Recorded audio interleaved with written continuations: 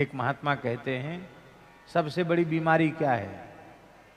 सबसे बड़ी बीमारी है क्या कहेंगे लोग, यही है सबसे बड़ा रोग। क्या कहेंगे लोग? लोग क्या कहेंगे? लोग तो कुछ ना कुछ कहेंगे, कहने का उनका स्वभाव है। शंकर जी ने पार्वती जी से कहा कि पार्वती जी क्या कहेंगे लोग, यही है सबसे बड़ा रोग, और यही रोग है भवरोग। क्या कहेंगे लोग? इसलिए दुनियादारी की परवाह छोड़कर कोई क्या कहेगा, इसकी परवाह त्याग करके और भगवान का भजन निष्काम भाव से करना चाहिए। पार्वती जी ने कहा कि आपने बात तो ठीक कह रहे हैं, आपकी बात हम थोड़ी काट रहे हैं। पास में रहने वाले ऐसे ही कहते हैं हम बात थोड़ी काट रहे हैं, और बात कट तो जाती है। पार्वती जी बोली बात तो आप ठीक है, आप ठीक ही कह रहे हैं, पर एक बात है। क्या? कहते भाई संसार में रहते तो संसार का भी थोड़ा ध्यान रखना पड़ेगा कि नहीं? संसार से बाहर तो नहीं है, हैं तो संसार में ही, तो थोड़ा संसार का भी तो ध्यान रखना पड़ेगा कि नहीं? रखना तो पड़ेगा, तो रख लो ध्यान। तो शंकर जी ने नंदीश्वर से कहा कि तुम तो बन जाओ घोड़ा। नंदीश्वर तुरंत अश्व बन गए, घोड़ा बन गए। अब भगवान शंकर बने ब्राह्मण, पार्वती जी बन गई ब्राह्मणी, और गणेश जी बन गए ब्राह्मण पुत्र, विप्र के पुत्र बन गए। और तीनों बैठकर नंदीश्वर घोड़ा हो गए, और बस ये तीनों बदल गए। वहां बदलने के लिए कोई कपड़ा लत्ता थोड़ी पहनना पड़ा, संकल्प किया, बदल गए। बोले अब देखो संसार को दिखा रहे हैं तुमको। जैसे ही चले एक गांव मिला, लोग कहने लगे रे राम राम, कितने निर्दय लोग हैं, एक घोड़े पर 3-3 सवार हैं। ये पुरुष भी बहुत हृष्टपुष्ट है, और इसकी स्त्री भी कम कमजोर नहीं है, वो भी खूब तगड़ी है। और बच्चा देखने में, बच्चा पेट देखो इसका कितना बड़ा है, लंबोदर तो ही है गणेश जी।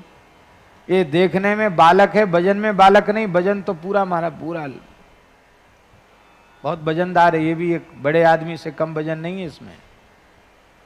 देखो बेचारे घोड़े की कमर टूटी जा रही, झुकी जा रही है,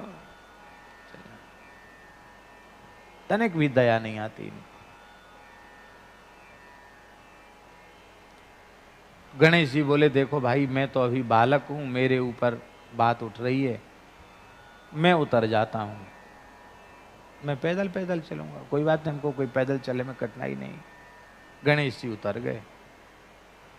अगला गांव मिला, बोले देखो कितने निर्दयी हैं, इतना छोटा बालक, कैसे लाल लाल चरण हैं, लाल लाल हाथ हैं, गोल मटोल एकदम है, इतना वजन है इसके शरीर में खुद ही का कि चलना मुश्किल पड़ रहा है, इसको तो पैदल चला रहे हैं। इनमें इतनी भी दया नहीं आती है। ब्राह्मण ब्राह्मणी खुद बैठे जा रहे हैं, अरे राम राम, काहे के ब्राह्मण, अरे राम राम। लो साहब अब भी समस्या है।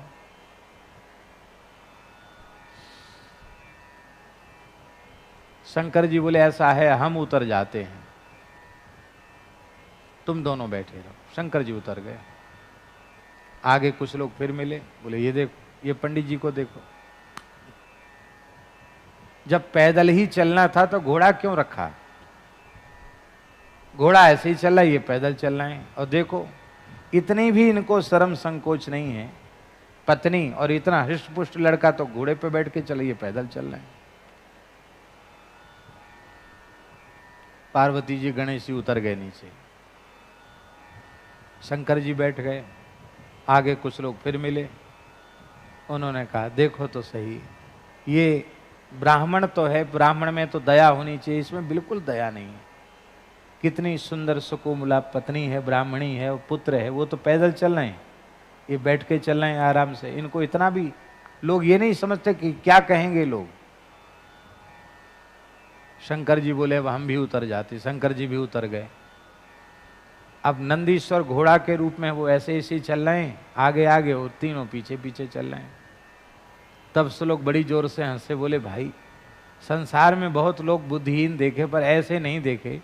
इतना सुंदर हृष्ट पुष्ट घोड़ा और तीनों के तीनों पैदल चले जा रहे हैं। काहे को घोड़ा रखा, जब खाली घास खिलाने के लिए, दाना खिलाने के लिए घोड़ा रखा है। जैसे ही आगे बढ़े, आगे बढ़ के गणेश जी, पार्वती जी, शंकर जी, नंदीश्वर जी चारों खूब हंसे। बोले संसार के तो कहने का स्वभाव, कुछ भी कहोगे करोगे कुछ ना कुछ कहेंगे।